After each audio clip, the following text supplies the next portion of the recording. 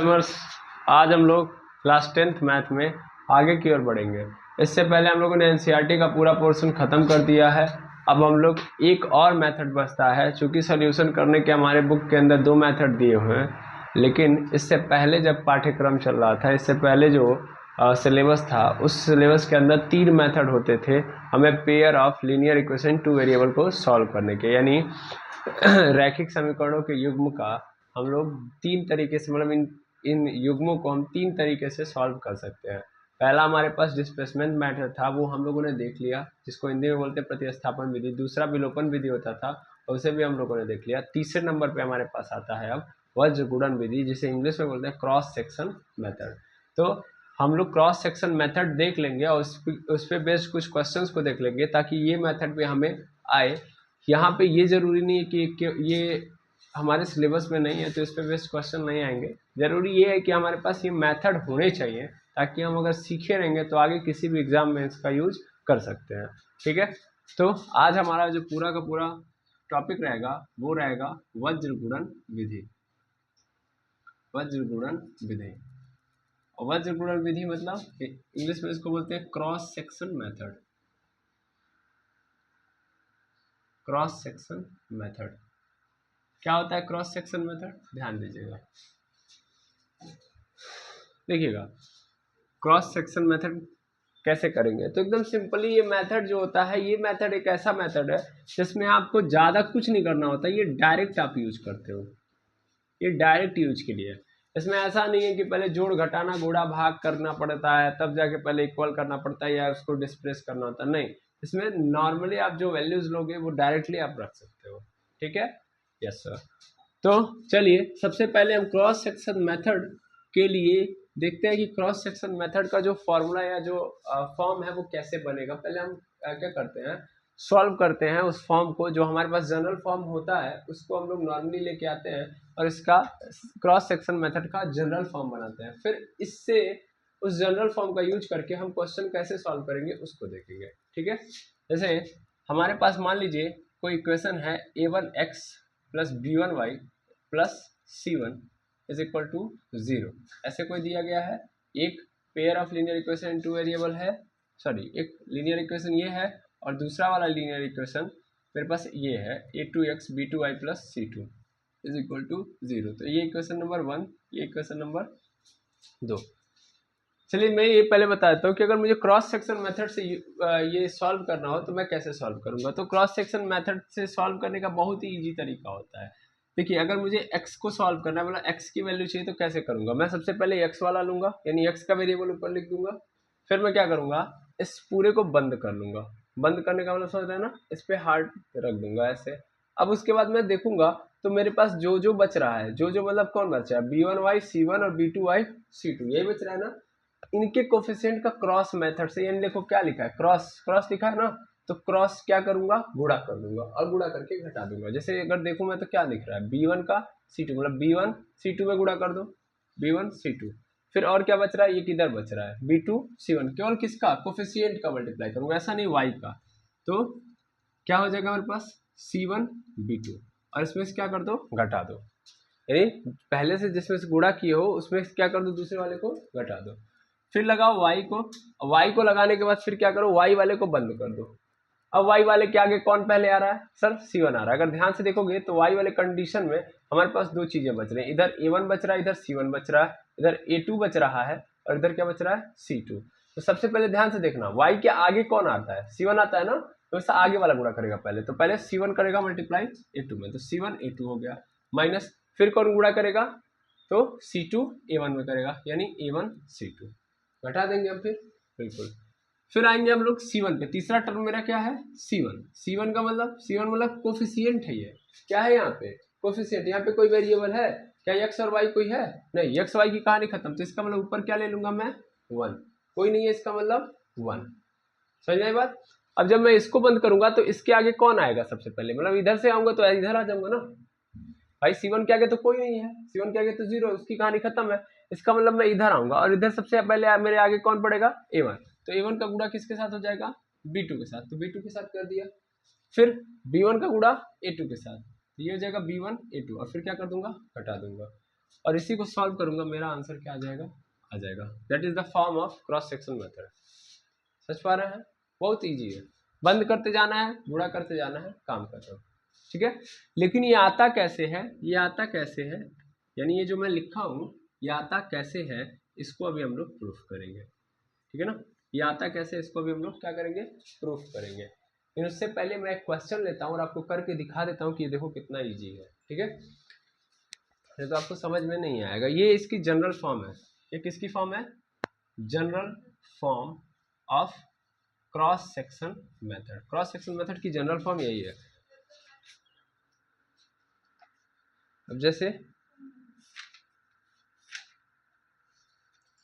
मेरे पास यहाँ पे क्वेश्चन है एक, ये रहा क्वेश्चन है 2x + 3y 2x + 3y is equal to 7 and 6x + 5y is equal to 11, ठीक है।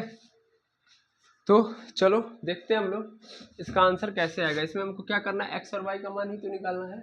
कैसे निकालूंगा मैं, ध्यान दीजिएगा, सिंपल तरीका है, ध्यान से देखो। तो अगर मैं इस वाले इक्वेशन को किससे कंपेयर करूं, a1x + b1y + c1 is equal to 0 से, और इस वाले को a2x + b2y + c2 से अगर मैं कंपेरिजन करूं, तो यहाँ पे ध्यान दीजिएगा, यहाँ पे मैं अगर इससे करूंगा तो a1 की जगह पे मुझे क्या मिल रहा है 2, a1 की जगह पे क्या मिल रहा है 2, b1 की जगह पे क्या मिल रहा है यहाँ पे वो 3। कैसे कंपेरिजन कर रहा हूँ, देखो x के बगल में यहाँ पे कितना है 2, यहाँ पे a1 के बगल में कितना x के बगल में कितना है a1, तो इसका मतलब a1 का मान, y के बगल में यहाँ पे क्या है b1, जबकि यहाँ पे y के बगल में क्या है 3 है, इसका मतलब b1 की वैल्यू क्या हो गई 3। फिर यहाँ पे ध्यान दो, इधर c1 इधर था, जबकि यहाँ पे 7 किधर है इक्वल के उस पार, तो सबसे पहले इसको इधर लेके आऊंगा तो किस में हो जाएगा माइनस में, इज इक्वल टू 0, तो इसका मतलब c1 की वैल्यू कितनी आ गई -7। इसी तरीके से यहाँ भी 11 भी इक्वल के उस पार है, इसको इधर बुला लूंगा तो माइनस में हो जाएगा, उधर क्या हो जाएगा 0। अब मैं अगर a2 की वैल्यू निकालूं तो a2 की वैल्यू 6, b2 की वैल्यू कितनी आएगी 5, और c2 की वैल्यू कितनी आ जाएगी -11। मिल गया। अब कुछ करना नहीं है, इस जनरल फॉर्म को याद कर लोगे तो अपने आप हो जाएगा, b1 c2 - c1 b2 करते जाना है। मुझे x का निकालना है, x ऐसे रख दूंगा, ध्यान से देखना क्या करना है, b1 का मल्टीप्लाई c2 में, तो b1 का मल्टीप्लाई c2 में, तो b1 मतलब 3 और c2 मतलब -11, माइनस लगाऊंगा बीच में, c1 लूंगा, c1 की वैल्यू कितनी है -7, फिर मल्टीप्लाई b2 कितना है 5 लिख दिया, क्योंकि 2 बार माइनस आ रहा है इसलिए क्या लगा दूंगा यहाँ पे bracket, is equal to y लगाऊंगा, y के नीचे क्या करना है मुझे, y के नीचे c1 का मतलब -7 इंटू क्या, फिर a2, तो a2 की वैल्यू 6, तो 6 माइनस, फिर देखो यहाँ पे क्या कर लगा है माइनस, तो माइनस लगा ही दिया मैंने, a1 का मतलब 2 है, 2 लिख दिया, c2 की वैल्यू कितनी है -11, तो -11 is equal to 1/a1 b2, मतलब इज इक्वल टू यहाँ पे कर देता हूँ मैं a1 b2, तो a1 की वैल्यू 2 है, b2 की वैल्यू कितनी है 5, तो 5 माइनस यहाँ पे देखेंगे, फिर b1, तो b1 की वैल्यू 3, और फिर क्या है a2, तो a2 की वैल्यू कितनी है 6, तो 6 रख दिया। क्लियर है। अब चलो गुणा करके रख दो सबको, x अपॉन ये कितना हो जाएगा 11 × 33, ये माइनस, और पहले देखो 7 × 5 = 35, क्या होगा 35, लेकिन ये भी किस में होगा माइनस में, और बाहर भी क्या है माइनस, तो माइनस माइनस मिलके क्या हो जाएगा plus, is equal to y upon, यहाँ पे देखोगे तो y अपॉन यहाँ पे -7 × 6 = 42 यानी 42 हो जाएगा, माइनस यहाँ पे देखो माइनस माइनस क्या हो जाएगा प्लस, 11 दूना 22 अपॉन 1/2 = 10 और 3 6 = 18। सही तरीके से सॉल्व करूंगा तो 35 में से 33 चला जाएगा, कितना बच जाएगा 2, is equal to y upon 42 में से 22 चला जाएगा, कितना बचेगा -20, इज इक्वल टू 10 में से 18 जाएगा, यानी 18 में से 10 चला जाएगा, तो 1/, कितना बच गया मेरे पास -10 आ गया, आया ना, तो ये आ गया। अच्छा ये क्या दिखा रहा है, ये दिखा रहा है कि ये तीनों आपस में क्या है बराबर है, तीनों आपस में क्या है बराबर है। मुझे किसका मान चाहिए x का मान चाहिए, तो अगर मुझे x का मान चाहिए तो एक बार मैं इसको इसके बराबर करूंगा, और जब y का मान चाहिए तो इसको मैं इसके बराबर कर लूंगा, ठीक है। तो पहला चीज मैं क्या करूंगा, मैं यहाँ पे x/2 को बराबर कर दूंगा 1/-8 से, ठीक है। 2 को उधर भेज दो, x की वैल्यू चाहिए तो 1/2/-8 हो जाएगा। 2 1 जा 2, 2 4 जा 8, यानी x की वैल्यू कितनी आ गई 1/-4, यानी -1/4। ठीक, ये सर नो। फिर मुझे y की वैल्यू चाहिए, तो इसका मतलब y/-20 को कोफिशिएंट के बराबर कर दूंगा 1/8। 20 को उधर भेज दो तो y इज इक्वल टू कितना हो जाएगा -20/8 हो जाएगा, कट जाएगा, कितनी बार में कटेगा y इज इक्वल टू यहाँ से काटोगे तो कितना होगा 2 चौके 4 दूना 8 और यहाँ पे 4 5 20, यानी -5/2। तो y की वैल्यू क्या आ गई मेरे पास -5/2। ठीक है, ये एक तरीका है हमारे पास करने का, ध्यान से समझिएगा। ये एक पैटर्न है जिसको हम लोग क्या करते हैं, फॉलो करते हैं। तो इज दैट क्लियर कैसे होगा ये, आया ना, कर लेंगे आप, यस और नो। अच्छा यहाँ पे यार ऑलरेडी क्या था, माइनस में था ना, ये माइनस में था, तो माइनस से माइनस क्या आ जाएगा कैंसिल, तो यहाँ पे क्या आ जाएगा प्लस में आ जाएगा। ठीक है ना, तो 5/2 x की वैल्यू आ जाएगी 5, y की वैल्यू 5/2 और x की वैल्यू क्या आ जाएगी -1/4 आ जाएगी। क्लियर है, इस तरीके से आंसर हम निकालते हैं। देखिए इसमें कुछ करना पड़ा, कुछ भी नहीं, बस यहाँ से वैल्यू उठा के पुट कर, मतलब इसमें से A1 A2 और C2 की सॉरी A1 B1 और C1 की वैल्यू निकाल लो, A2 B2 C2 की वैल्यू निकाल लो, इसमें बस रख दो, गुणा कर दो, आंसर। एकदम आसान मेथड है कि नहीं है। तो बड़े से बड़ा क्वेश्चन भी इस मेथड से आराम से क्या हो जाएगा, इसका सॉल्व हो जाएगा इस मेथड से। अब हमारा जो पूरा का पूरा मतलब तरीका रहेगा वो ये रहेगा कि ये आता कैसे है, मतलब ये जो फॉर्म आपने तैयार किया है वो कैसे आता है, तो उस पर हम बेस करेंगे। पहले सबसे पहले आप क्या कर लीजिए, इस क्वेश्चन को नोट कर लीजिए, फिर और क्वेश्चन हम लोग देखेंगे। चलिए आगे देखेंगे हम लोग।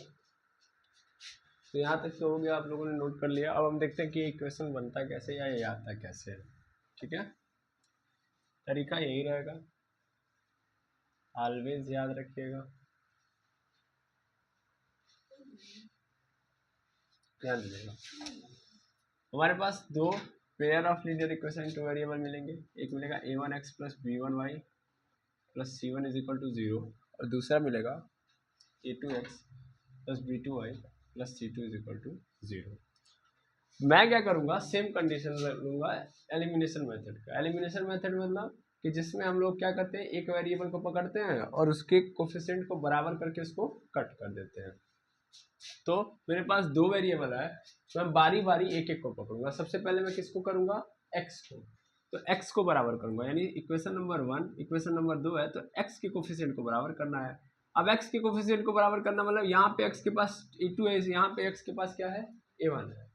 तो अब कैसे बराबर करूंगा मैं, तो मैंने क्या सीखा है कि दोनों कोफिशिएंट का क्या ले लो, एलसीएम। तो a1 और a2 का क्या लूंगा मैं, एलसीएम। तो a1 a2 का एलसीएम लोगे तो क्या हो जाएगा, यहाँ पे जब नंबर कटने या गुणा करने जैसा नहीं होता है तो हम डायरेक्ट गुणा कर देते हैं। मतलब ऐसा नहीं ना कि 5 और 6 है तो यहाँ पे ऐसे करूंगा मैं, जब दोनों अलग अलग नंबर है जिनके अंदर कोई कॉमन नहीं तो डायरेक्ट क्या लिख दो, a1 × a2। इसका मतलब मुझे क्या बनाना पड़ेगा, x को भी क्या बनाना पड़ेगा, a1 a2, और इस वाले x को भी क्या बनाना पड़ेगा, a1 a2। तो ये ऑलरेडी यहाँ पे a1 है, किसकी कमी है इसके पास, a2 की, जबकि यहाँ पे a2 है, किसकी कमी है, a1 की।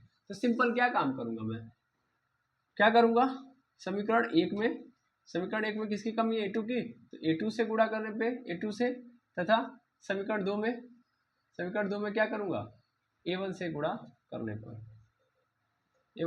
करने पर, तो अगर मैं गुणा कर दूंगा ये a1 है, a1 में a2 से मल्टीप्लाई हो जाएगा, भाई क्या होगा, a2 से पूरे में मल्टीप्लाई होगा, a1x + y क्या बोलते हैं b1y + c1 = 0 × a2 करूंगा मैं। यहाँ पे क्या होगा, बारी बारी मल्टीप्लाई हो जाएगा, तो a1 a2 मतलब इसका इसमें किया तो a1 a2 x प्लस इसका इसमें हो जाएगा तो b1 a2 y + c1 a2 = 0 का मल्टीप्लाई इसमें तो 0 हो गया।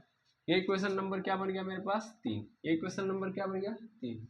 उसी तरीके से इसी प्रकार मुझे क्या करना था, मुझे a2 से 1 में करना है, जबकि ये समीकरण 2 में कितने से करना है, a1 से। तो a1 से गुणा करो, a1 a2x + b2y + c2 = 0 × a1। तो मैं करूँगा तो क्या हो जाएगा, ये a1 a2x + a1 b2y + a1 c2 = 0 हो गया। एक क्वेश्चन नंबर क्या बन गया, 4 बन गया। ये 3 और ये क्या बन गया, 4।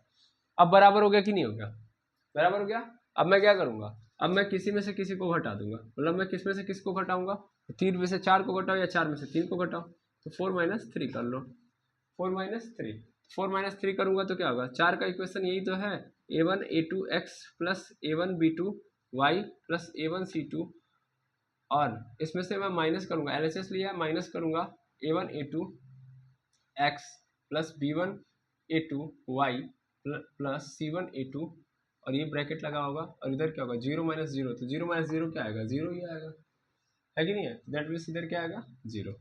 अब इसको ब्रैकेट ओपन करो तो a1 a2 x plus a1 b2 y plus a1 c2 minus यहाँ पे करूँगा मैं तो क्या हो जाएगा a1 a2 x minus b1 a2 y minus c1 a2 is equal to 0। ध्यान से देखो तो ये कैंसिल हो जाएगा इससे, क्योंकि सेम सेम है ना, सेम सेम है, कट गया। क्या बचा मेरे पास यहाँ पे a1 b2 y प्लस यहाँ पे बचा a1 c2, और यहाँ पे बच गया मेरे पास minus b1 a2 minus c1 a2 is equal to क्या बच गया यहाँ पे 0, बच गया 0। ठीक, अभी क्या करूँगा मैं, अभी यहाँ से एक सिंगल काम करूँगा, और सिंगल काम क्या होगा कि यहाँ पे देखो, अच्छा a1 c2 और यहाँ पे b1 a2 y था, देखो y वाले को एक पास कर लो, y वाले को एक पास करो, तो y वाले को एक पास अगर मैं करूँगा तो क्या हो जाएगा a1 b2 y, और ये क्या है माइनस b1 a2 y, और बाकी को यानी ये इन दोनों को कहाँ भेज दो, उस साइड, तो उस साइड जब मैं भेज दूंगा तो क्या बन जाएगा मेरे पास a1 c2, और ये किस में था, प्लस में था, तो इधर आएगा तो किस में होगा, माइनस में, ये सिंपल माइनस a1 c2, और यहाँ पे ध्यान दीजिएगा ये माइनस में था, इधर आएगा तो प्लस में हो जाएगा c1 a2, यहाँ से y कॉमन ले लो तो अंदर क्या बचेगा a1 b2 minus b1 a2 is equal to, यहाँ पे ध्यान देना प्लस वाले को पहले कर दो, यानी c1 a2 minus a1 c2 अपन पूरे के नीचे क्या हो जाएगा मेरे पास, हो जाएगा a1 b2 minus b1 a2, हो गया कि नहीं हो गया। किसको मैंने भेजा है, अभी मान ध्यान देना, अभी इसको मैं यहाँ पे भेज दूंगा, अभी मैं इसको भेज रहा हूँ, तो y इज इक्वल टू क्या हो जाएगा c1 a2 minus a1 c2 अपन पूरे के नीचे, इसको जब भेज दूंगा क्योंकि कूड़े में था तो भाग में हो जाएगा, तो b1 a2, y की वैल्यू आ गई कि नहीं आ गई है, y की वैल्यू ये आ गई, ठीक है, हाँ या ना, ये सर नो, कोई दिक्कत नहीं ना। चलिए एक चीज़ और समझिएगा, अगर मैं चाहूँगा यहाँ से तो एक काम और कर सकता हूँ, ऐसा भी नहीं है कि यहाँ पे ऐसे ही रहेंगे, हम अगर ऐसे लेके चलेंगे तो फिर हो जाएगी दिक्कत, ठीक है ना, तो फिर क्या हो जाएगी दिक्कत ना हो, जैसे मैं यहाँ से चाहूँगा तो चीज़ें चेंज हो जाएंगी, क्योंकि मुझे क्या करना है अभी आगे भी चीज़ों को एक प्रोस्पेक्टा के अंदर डालना है। पहले यहाँ तक सबको समझ में आ गया होगा, यहाँ तक मैं क्या करूँगा, मैं एक RHS को डिफाइन करूँगा, एक ऐसा RHS बनाना चाह रहा हूँ जिसमें क्या हो, जिसमें जो भी चीज़ें हो मतलब यहाँ पे जो RHS आ रहा है अभी मैं x के टर्म में लेके आऊँगा तो वो भी उसका भी जो RHS है वो क्या हो जाए, बराबर हो जाए। अभी देखिएगा कैसे होगा, ये चीज़ें यहाँ पे नजर आ रही है ना, इसको मल्टीप्लाई बाई 1 लिख सकता हूँ, मल्टीप्लाई बाई 1, और ध्यान से देखिएगा मैं क्या करूँगा, इसको इधर भेज दूंगा, क्योंकि अगर मान लो 5 का गुणा मैं 1 में करूँगा तो क्या होगा 5 ही होगा कि नहीं होगा, बिल्कुल। अभी देखना ये एक के साथ गुणे के रिलेशन में अगर मैं इसको इधर भेजूँ तो किस में आ जाएगा, भाग में आ जाएगा, नहीं आ जाएगा, और ये ऑलरेडी गुणा में उधर जाएगा तो भाग में, तो मैं एक्चुअल में क्या करूँगा, इसको इधर इसके नीचे नहीं भेजूंगा, इसको इधर बुला लूंगा और इसको इधर भेज दूंगा, तब सही रहेगा। तो ये हो जाएगा y upon c1 a2 minus a1 c2 is equal to, यहाँ पे हो जाएगा ऊपर तो 1 बचेगा और ये आ जाएगा a1 b2 minus b1 a2। देखो ये आया कि नहीं आया, ये इक्वेशन नंबर क्या बना 5, ये सही प्रोस्पेक्ट होगा। मैंने वो वाला क्यों नहीं किया, यही मैं समझाने के लिए कर रहा हूँ। इसका कारण है कि यहाँ पे देखो जो RHS आएगा यहाँ पे इसका वाला, अभी जब मैं एक और करूंगा, अभी मैंने किसको कट किया है, x को कट किया है, अगली बार मैं क्या करूंगा y को कट करूंगा, यानी y को इक्वल बनाऊंगा, तो अब अगली बार जब वो आएगा x के टर्म में आएगा तो उसका भी RHS कैसा आएगा, ऐसा ही आएगा, इसीलिए मैंने ऐसा किया हुआ है, ठीक है। अब देखो ये तो इक्वेशन नंबर 5 बन गया। अब सिंपल, अब यही पूरा का पूरा काम करना है, लेकिन अब किसके लिए करना है, y को बराबर करने के लिए करना है। तो मुझे y को बराबर करना है, तो y को कैसे बराबर करूंगा, ध्यान दीजिएगा, y को बराबर करने का मतलब y के कोफिशिएंट क्या है, b1 और b2, अगर मैं इनका एलसीएम लूंगा क्या बन जाएगा, b1 इंटू b2, यही तो बनेगा, b1 इंटू b2 बन जाएगा। इसका मतलब मुझे इसको क्या बनाना पड़ेगा, b1 b2, और इसको भी क्या बनाना पड़ेगा, b1 b2, लेकिन यहाँ पे ऑलरेडी b1 है, इसका मतलब इक्वेशन नंबर 1 में कितने से गुणा करना पड़ेगा, b2 से, जबकि इक्वेशन नंबर 2 में b2 है तो कितने से गुणा करना पड़ेगा, b1 से। तो क्या करूंगा मैं, क्या लिखूंगा, समीकरण एक में कितने से गुणा करना है भैया, B2 से, तथा समीकरण 2 में B1 से गुणा करने पर, ठीक है, गुणा करने पर। तो गुणा करूंगा मैं, गुणा करूं तो क्या हो जाएगा, ये मेरा हो जाएगा A1 और सॉरी B2 से गुणा करना है। चलो पहले पूरा इक्वेशन लिख लो, A1x plus B1y plus C1 is equal to 0 into B2 करूंगा मैं तो हो जाएगा A1B2x plus B1B2y plus C1B2 is equal to इधर क्या हो गया 0। इक्वेशन नंबर क्या बन गया 6, इक्वेशन नंबर क्या बन गया 6। इसी प्रकार मुझे क्या करना है, समीकरण 2 में कितने से गुणा करना है, B1 से। समीकरण 2 मेरा क्या है, वो है A2x plus B2y plus C2 और इसमें मैं गुणा कर दूंगा किससे, B1 से, is equal to 0 into B1 से गुणा कर दूंगा तो क्या हो जाएगा मेरा A2B1x plus B1B2y plus B1C2 is equal to 0। ये इक्वेशन नंबर क्या बन गया 7। फिर से क्या करूंगा मैं, देख रहा हूँ मैं y वाला बराबर हो गया कि नहीं हो गया, 7वें और 6ठे में, तो 7 में से 6 को क्या कर दूंगा, घटा दूंगा, सिंपल हो जाएगा। तो इतना आप लोगों ने नोट कर लिया, ये तरीका है। सबसे पहले आप इसको क्या कर लेंगे, नोट कर लेंगे। तो आप लोगों ने नोट कर लिया होगा, इसको मिटाने वाला कहाँ है,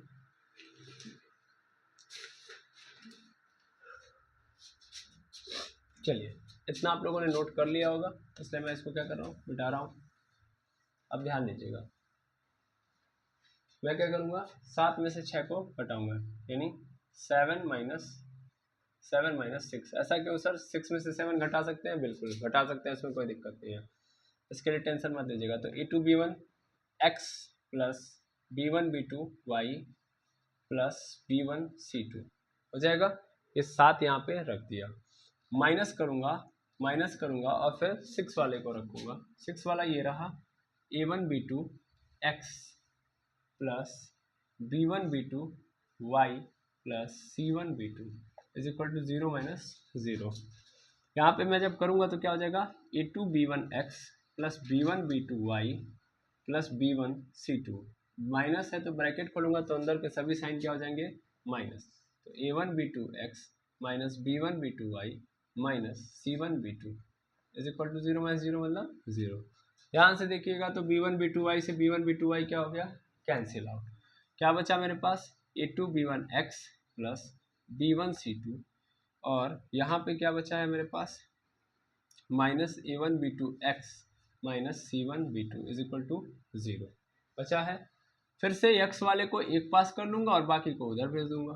तो मैं अगर ऐसा करूँगा तो A2B1x माइनस A1B2x ये एक पास हो गया, इसको इधर भेज दूंगा तो कितना हो जाएगा मेरे पास, वो हो जाएगा B1C2 माइनस B1C2 प्लस में था तो ये किस में जाएगा, माइनस में, और ये माइनस में इधर आएगा तो प्लस में, यानी C1B2 माइनस B1C2।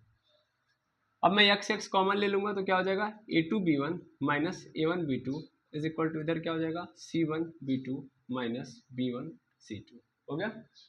इस पूरे को मैं मल्टीप्लाई बाई 1 लिख सकता हूँ, बिल्कुल। फिर से वही काम, इसको इधर कर दो, इसको इधर, तो क्या हो जाएगा, x इज इक्वल टू हो जाएगा मेरे पास, यहाँ पे देखोगे तो x अपॉन ये इधर आ जाएगा तो C1B2 माइनस B1C2 हो जाएगा, और इधर हो जाएगा 1 अपॉन A2B1 माइनस A1B2। ठीक है, ये आ गया मेरे पास, बिल्कुल, यस आर नो, बिल्कुल सर। अच्छा, अगर मैं ध्यान से देखूँ तो क्या सेम टू सेम मिल रहा है, same to same, yes or no. बस प्रॉब्लम ये है सर कि इसमें A2B1 बाद में है और A2B1 बाद में आए, मेरे में A2B1 क्या है, पहले है। तो मैं क्या करूँगा कि इसमें से माइनस कॉमन लूँगा और इसमें से भी माइनस कॉमन लूँगा। माइनस कॉमन लेने से क्या होता है कि चीज़ें पलट जाती हैं, जो माइनस में होता है वो प्लस में चला जाता है और प्लस वाला माइनस में। तो यहाँ से मैं माइनस कॉमन लूँगा तो क्या हो जाएगा, ये माइनस में तो ये किस में चला जाएगा, प्लस में। तो प्लस वाले को पहले लिखते हैं B1C2, और ये प्लस में था तो किस में चला जाएगा, माइनस में, तो ये हो जाएगा C1B2 इज इक्वल टू, यहाँ पे भी वैसे ही करूँगा मैं, माइनस कॉमन लूँगा तो ये माइनस वाला किस में आ जाएगा, प्लस में। तो A1B2 और ये प्लस में था तो माइनस में, तो A2B1 हो गया। अब इसके भी नीचे माइनस है, इसके भी नीचे माइनस, तो कैंसिल। क्या बच गया मेरे पास, ये बच गया कि नहीं बच गया, यानी x upon B1C2 minus C1B2 is equal to 1 upon A1 B2 minus A2 B1 आ गया। ये इक्वेशन नंबर क्या बन गया मेरे पास, ये इक्वेशन नंबर 7 तो बन ही चुका था, ये 8वां इक्वेशन नंबर। अब ध्यान से मैं 8वां इक्वेशन देखूं और 5वां इक्वेशन देखूं, तो 5वें इक्वेशन का जो RHS है और 8वें इक्वेशन का जो RHS है बराबर है कि नहीं। इसका मतलब इसकी वैल्यू ये है और इसकी वैल्यू भी क्या है, यही है जो उसकी वैल्यू है। अरे भाई कह रहा है कि y upon C1A2 minus A1C2 is equal to हो जा रहा है 1 अपन A1B2 माइनस B1A2, यानी इसकी वैल्यू इसके बराबर है और ये जो वैल्यू है ये इसकी वैल्यू के भी बराबर है। तो मतलब क्या है, अगर ये इसके बराबर है और ये वाला इसके बराबर है और ये दोनों बराबर हैं आपस में, तो इसका मतलब 100% ये वाला और ये वाला भी आपस में क्या होंगे, बराबर होंगे। भाई A बराबर है C के और B बराबर है C के, तो इसका मतलब A और B भी तो आपस में बराबर होंगे कि नहीं होंगे, हाँ या ना। ये एकदम सिंपल लॉजिक है ना। तो इसका मतलब ये भी इसके क्या होगा, बराबर होगा। और उसी चीज को जब मैं क्या कर दूंगा, लिख दूंगा एक साथ, इसको भी आप लोगों ने नोट कर ही लिया होगा। तो अगर मैं लिख दूंगा तो समीकरण 5 व 8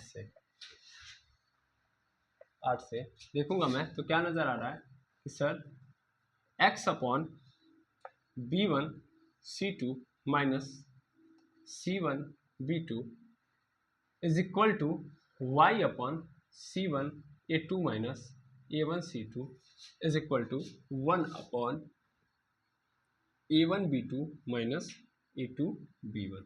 यस और नो, होगा कि नहीं होगा, हो गया। और यही तो बनाना था, यही तो जनरल फॉर्म था, याद करिए शुरुआत में ये जनरल फॉर्म आया था कि नहीं आया था। तो दैट इज द प्रूफ हो गया, यही जनरल फॉर्म है। कैसे आया मैंने आपको समझा दिया। अब इस पे बेस्ड आपको केवल क्या करने हैं, क्वेश्चन करने हैं।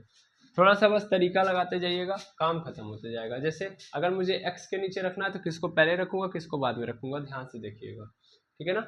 x का मतलब सब x के आगे क्या मतलब क्या होगा, सिंपल, सबसे पहले कौन आ जाएगा, b1 का मतलब तब अगला कौन होगा, c2। पहली बात x का कोफिशिएंट नहीं लेना, यानी x की जो वैल्यू निकाल रहा हूँ तो x का कोफिशिएंट नहीं लेना है, ठीक है। और b1 c2 minus c1 b2, ठीक है। b1 c2 minus b2 c1, b1 लूंगा तो c2 लूंगा और b2 लूंगा तो c1 लूंगा। वैसे y वाले में आऊंगा तो c1 के साथ अगर मैं a2 ले रहा हूं तो a2 के साथ क्या लूंगा मैं, सॉरी a1 के साथ क्या लूंगा, c2, मतलब a2 के साथ यदि c1 लूंगा तो c2 के साथ क्या लूंगा, a1, यानी a1 के साथ c2, ठीक है। एकदम सिंपल तरीका लगाना है, हो जाएगा। अब इस पे बेस्ड एक और क्वेश्चन करते हैं ताकि और हमारा कॉन्सेप्ट क्या हो, स्ट्रांग हो। चलिए, तो इसको भी आप लोगों ने नोट ही कर लिया होगा। अब मैं इतना दिमाग नहीं लगाऊंगा यहाँ पे कि ये कैसे कैसे दिया है, बस मैं देखूंगा और करते जाऊंगा। अब ये फॉर्मूला भी लगाने की जरूरत नहीं पड़ेगी, बस आपको याद होना चाहिए कि फॉर्म कैसे आई है और क्या होती है, ठीक है। चलिए क्वेश्चन इस पे हम लोग सॉल्व करते हैं।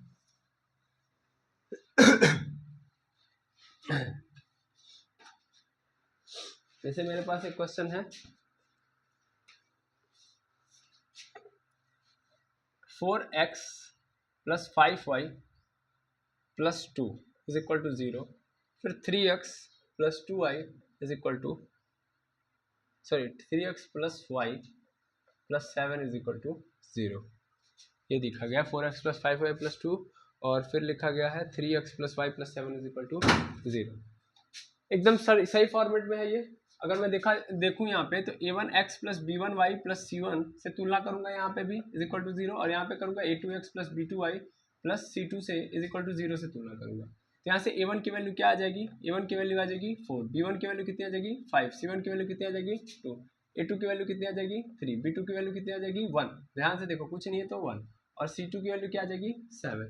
करना है एकदम सिंपल तरीका, x को करना है, x का करना है तो x वाले कोफिशिएंट को छोड़ दो, यानी a1 a2 की बात नहीं होगी। x का कोफिशिएंट कौन है, a1 और a2, इसकी बात नहीं होगी तो किसकी बात होगी सर, सबसे पहले b1 को उठाओ, b1 का मतलब 5, b1 का मतलब 5, तो b1 के साथ किसको लूंगा मैं, c2 को लूंगा। b1 है तो 1 2 1 2 हमेशा ऐसे ही चलते रहेगा, 1 2 1 2 1 2 ऐसे ही। तो पहले अगर इसका 1 ले रहे हो तो दूसरे क्वेश्चन का 2, और वो भी b1 के साथ b1 नहीं लोगे, c2 वाला लोगे। समझ में आ रहा है ना। तो 5 गुणे 7 b1 c2 माइनस लगाऊंगा। अब अगली बार क्या हो जाएगा, अगली बार हो जाएगा अगली बार क्या हो जाएगा C1, अगली बार क्या लूंगा मैं C1, C1 का मतलब 2 और इसके साथ किसको लूंगा तब B2 को, इसका मतलब clear, is equal to y वाले को देखूंगा मैं, तो y वाला लूंगा तो y के कोफिशिएंट छोड़ देना, y का कोफिशिएंट कौन था B1 और B2, इसको छोड़ देना है। अब y के आगे किसका कोफिशिएंट आता है C1 का आता है ना, तो C1 मतलब 2 और C1 के साथ किसका मल्टीप्लाई A2 का, C1 के साथ A2 बाई 1 तो 2 वाला, तो A2 कौन सा है इसमें A2 है 3 माइनस अब क्या लूंगा मैं A2 क्या लूंगा सॉरी A1 क्या लूंगा A1, तो A1 क्या हो जाएगा 4 और फिर तब उसके साथ क्या लूंगा मैं C2 मतलब 7, क्लियर है। फिर 1 अपॉन यहाँ पे करूंगा मैं, तो अभी क्या करना है कोफिशिएंट कांस्टेंट वाले कोफिशिएंट को छोड़ देना, यानी C1 C2 को छोड़ देना है, तो अब C1 C2 को छोड़ोगे तो सबसे पहले कौन आएगा A1 का मतलब 4, तो इसके साथ किसकी वैल्यू किसका मल्टीप्लाई B2 यानी 1 माइनस, फिर क्या करूंगा मैं A2 का मतलब 3, तो इसके साथ B1 मतलब 5, क्लियर है, सिंपल लगा दी। अब देखो आराम से आ जाएगा 5 7 जा 35 2 1 जा 2 y 2 3 जा 6 4 7 जा 28 is equal to 1 upon 4 minus 3 5 जा 15। यहाँ पे देखो यक्स अपॉन 33 हो जाएगा is equal to y upon कितना हो जाएगा यहाँ पे अगर मैं मल्टीप्लाई कर दूँ सॉरी माइनस कर दूँ तो कितना हो जाएगा 22 माइनस में इज इक्वल टू 1 अपॉन यहाँ पे कितना हो जाएगा -11 हो जाएगा। मुझे किसका मान चाहिए इसका, तो मैं इसके बराबर एक बार लूंगा है ना, यानी x upon 33 is equal to 1 upon -11, 33 को उधर भेज दूंगा तो क्या आ जाएगा that implies x is equal to हो जाएगा 33 अपॉन -11, 11 से 33 कैंसिल हो जाएगा कितने बार में 3 बार में, यानी x की वैल्यू कितनी आ गई -3।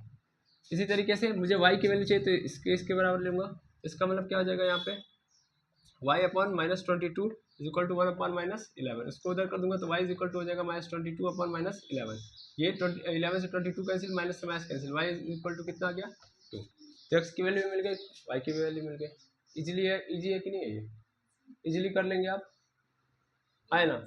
तो I hope cross section method आपको समझ में आ गया होगा कि कैसे करना है, क्लियर है, यस आर नो। मैंने फॉर्म भी बता दिया कि फॉर्म में कैसे फाइंड आउट किया हो और ये भी मैंने बता दिया, ठीक है। तब इस पे बेस्ड मैं कुछ आपको क्या देता हूँ होमवर्क, ताकि आप क्या करेंगे इसको करेंगे। तो सबसे पहले आप इसको नोट डाउन कर लीजिए, ये आपके सामने total 10 question cross section method के होमवर्क के रूप में है, आप इनको सॉल्व करिएगा।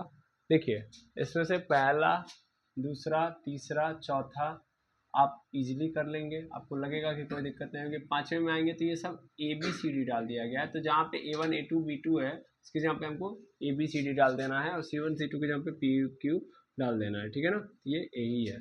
और याद रखिएगा हमेशा फॉर्म किस में होना चाहिए कि AX BX मतलब A1X B1Y plus C1 is equal to 0, यानी हमेशा RHS 0 होना चाहिए, ये याद रखिएगा। RHS में जो भी क्वांटिटी है उसको हम लोग किस में कन्वर्ट कर लेंगे, सॉरी किधर बुला लेंगे LHS में, तभी सॉल्व करेंगे। ये भी इजी क्वेश्चन है। यहाँ पे पॉइंट में क्वेश्चन है तो पॉइंट में डेसिमल में है तो इसको सबसे पहले नॉर्मली चेंज करेंगे, मल्टीप्लाई करके 10 से यहाँ पे 10 से और यहाँ पे तो 100 से, पहले इसका दशमलव खत्म कर लेंगे और फिर इसको इसी फॉर्मेट में चेंज करेंगे, ठीक है। फिर यहाँ भी आसान है, यहाँ भी आसान है, फिर इसी तरीके से यहाँ भी है तो इसको भी हम लोग सबसे पहले जनरली क्या करेंगे, फ्रैक्शन में है तो इसको हम लोग क्या करेंगे नॉर्मली इसी फॉर्म में लेके आएंगे तब जाके सॉल्व करेंगे, ठीक है। तो हमेशा क्या करना है आपको, हमेशा इस फॉर्म में ला के फिर इस मेथड को लगाना है। टोटल 10 क्वेश्चन है, आपको 10 के 10 ट्राई करने हैं। कोई भी क्वेश्चन नहीं आ रहा होगा तो आप कमेंट करिएगा, मैं उसका आंसर आपको जरूर दूंगा। तो आज के लिए इतना ही, मिलते हैं नेक्स्ट वीडियो में। थैंक यू वेरी मच बस। और इसी के बाद आपका चैप्टर क्या हो जाता है क्लोज। तो अगर कोई भी डाउट हो इस पूरे चैप्टर के अंदर कहीं से भी किसी भी बुक से आप क्वेश्चन अगर लेके आते हो, तो अगर आपको डाउट में लग रहा है कि इस चैप्टर से ये क्वेश्चन है और ये क्वेश्चन नहीं आ रहा तो आप जरूर बताएं, मैं उसको जरूर सॉल्व करके आपको दूंगा। Okay, thank you very much बस।